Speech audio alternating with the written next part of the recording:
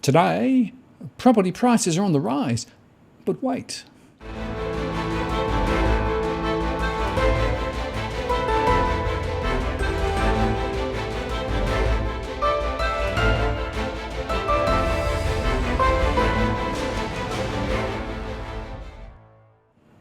Hello again, it's Martin North from Digital Finance Analytics, one of the latest posts covering finance and property news with a distinctively Australian flavour. The Australian Bureau of Statistics has released their residential property price indices for the 8 capital cities to September 2019 today. And I want to go through some of the results, but I also want to just highlight some of the assumptions within their indices. So before we look at the results, let's look at their explanatory notes. So they say this release contains a range of residential property prices and related statistics. And they make the obvious point that residential property prices are of significant interest to policymakers, market analysts, and researchers for a range of economic and social reasons. This is because the housing market plays an important role in the Australian economy. Well, if you've been watching DFA, you'll know that essentially the housing market is the only game in town with regard to households at the moment in particular, and of course it goes to the broader contribution of the economy. Now, just in terms of history, the ABS has compiled a house price index since 1986, and they've gone through various reviews: 2004, 2005, 2012. Note that in 2014, the Residential Price Index Work Programme was reviewed in response to planned reductions in the ABS work programme, and the outcome of that review were implemented in the March quarter 2015. The main changes were, and this is important, first, all Australian residential property sales data used to compile the price indices and related statistics would now be supplied to the ABS by CoreLogic. From the March quarter 2015, the suite of residential property price indices are considered final. The method of calculating prices in the total value of the dwelling stock was modified due to the change in timing of the release, and the unstratified median price and number of dwellings transfers will now be published up to the current quarter. And then they did some further work in 2018 with updates introduced in the December quarter 2018 issue, and that included that the weights and variables used to stratify the indices were updated using data from the 2016 census. Inputs used to compile the total value of dwelling stock, the TVDS, were updated using data from the 2016 census, and changes to the residential property sales dataset as supplied by CoreLogic were implemented. So let's now understand the price indices and related statistics. The suite of residential property price indices, from now to be referred to collectively as the indices, is a residential property price index, the RPPI, an established house price index, the HPI, and an attached dwellings price index, the ADPI. And note that the residential property price index is an aggregation of the HPI and the ADPI, and measures the price change in all residential dwellings within the 8 greater capital city statistical areas.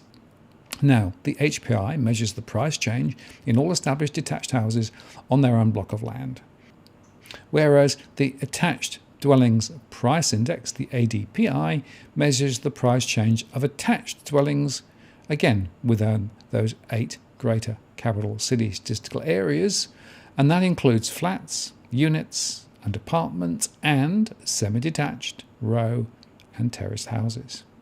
And they also include estimates of the median price and transfer counts of established houses and attached dwellings for capital cities and the rest of the state. And they include estimates of the total value of all residential dwellings presented in Table 6. Values of dwellings and land are used in the compilation of the non-financial asset components of the household balance sheet published annually in the Australian System of National Accounts and quarterly in the Australian National Accounts, Wealth and Finance.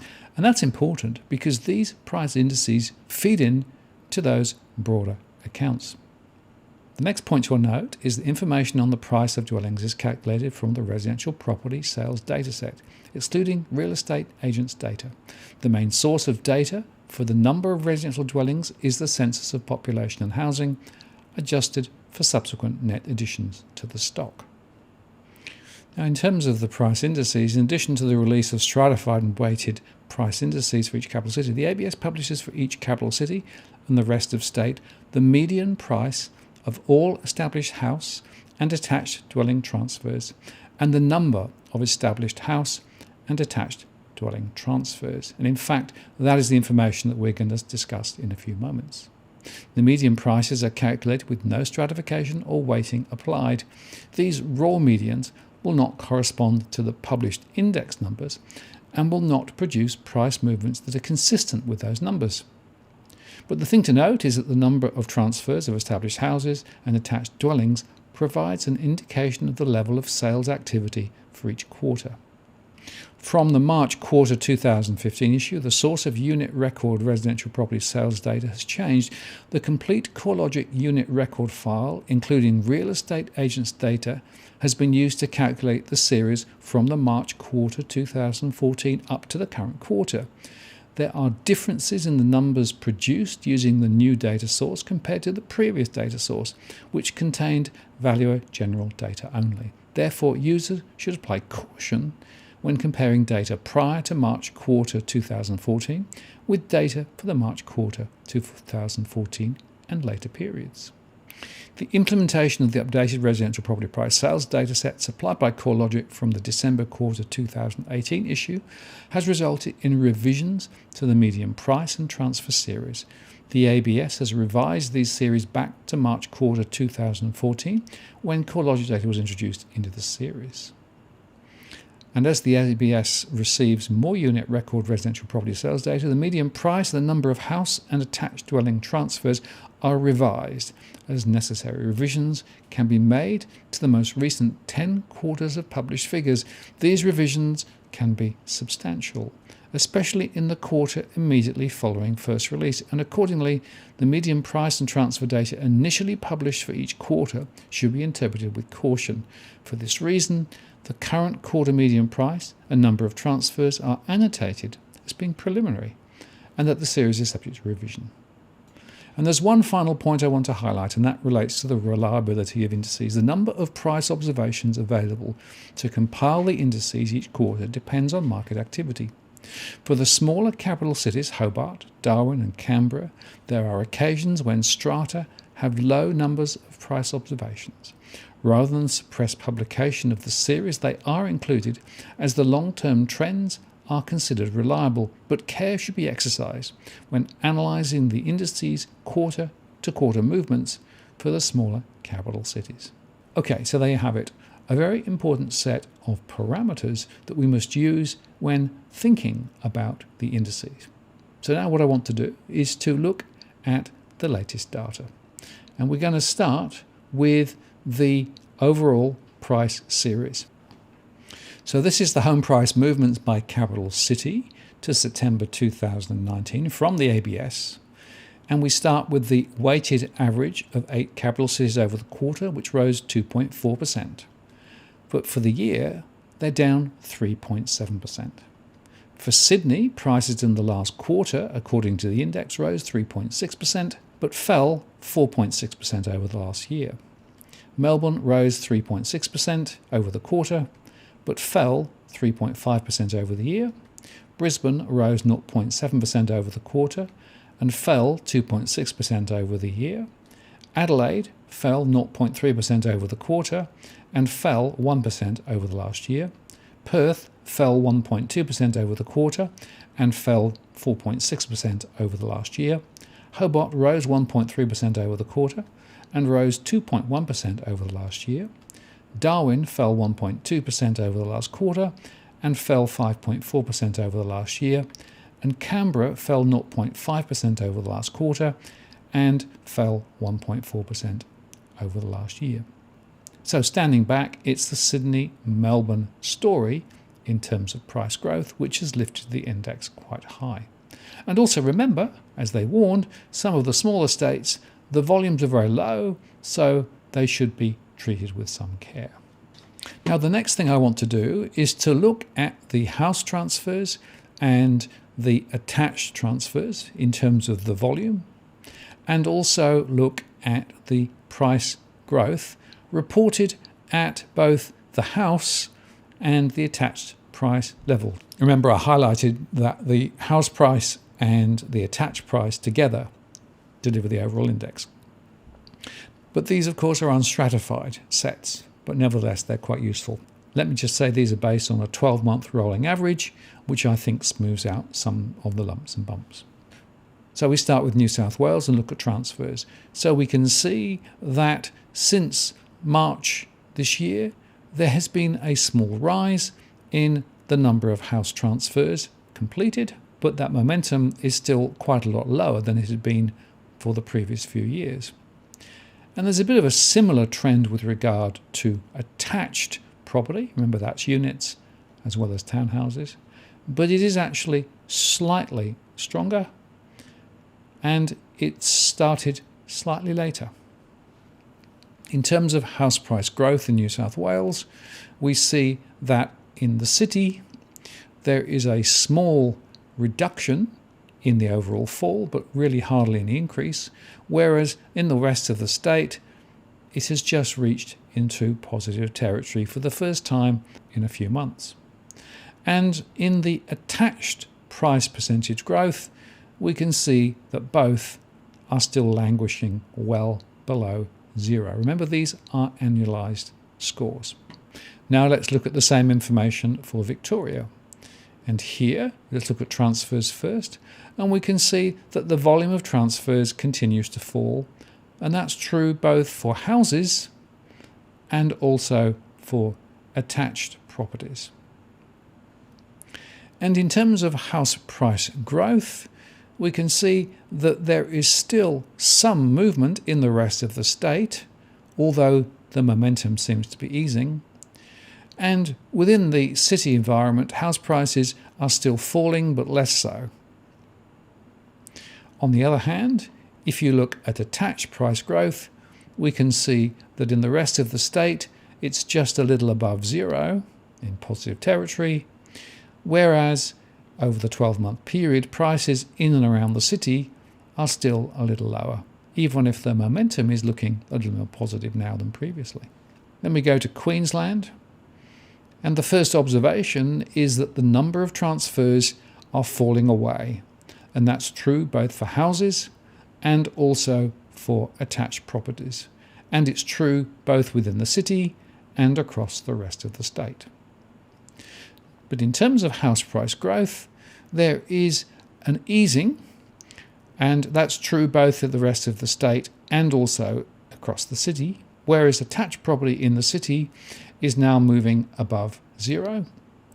And across the rest of the state, it's still in negative territory, but moving a little more positive. Now in South Australia, the volume of transfers is still below zero. So in other words, we are seeing less transfers completing than previously. And that's specifically true for houses.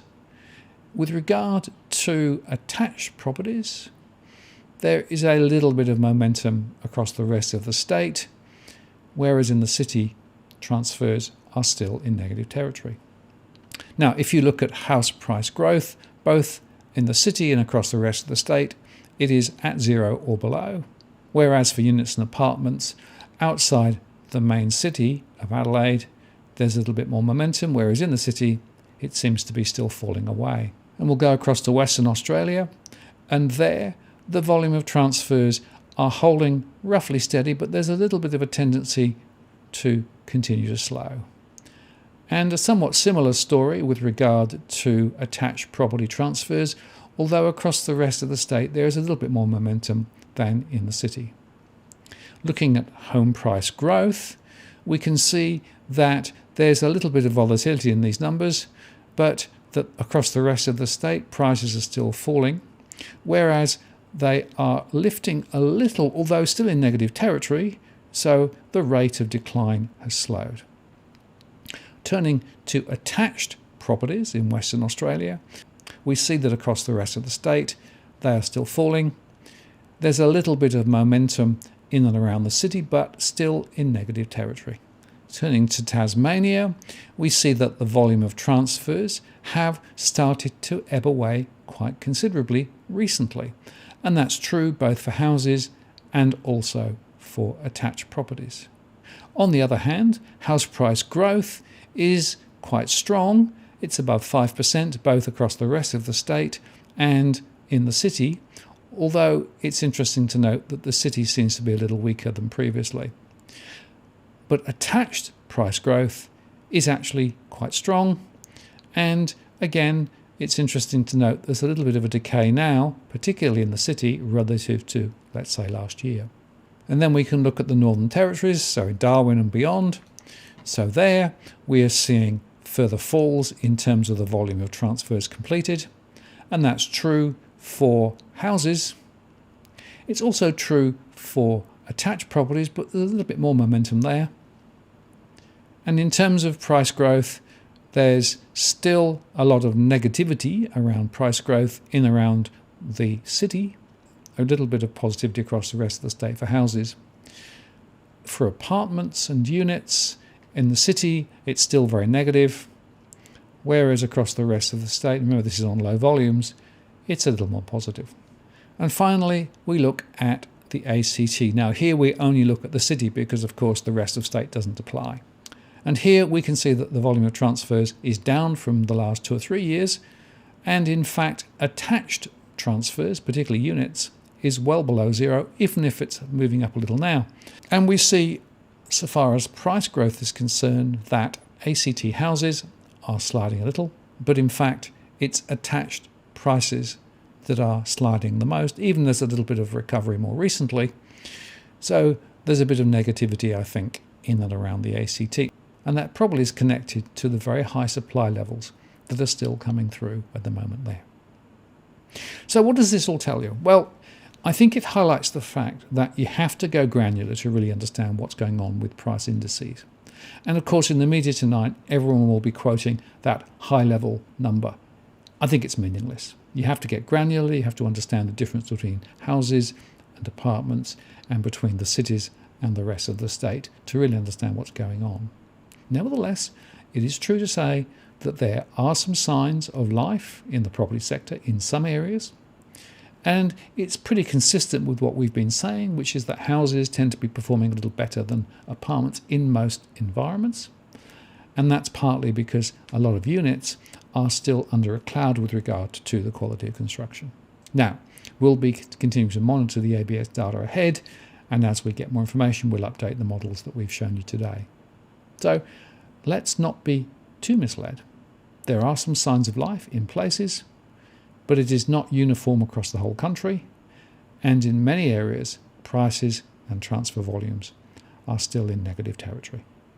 I'm Martin North from Digital Finance Analytics. Many thanks for watching, and I'll see you again next time.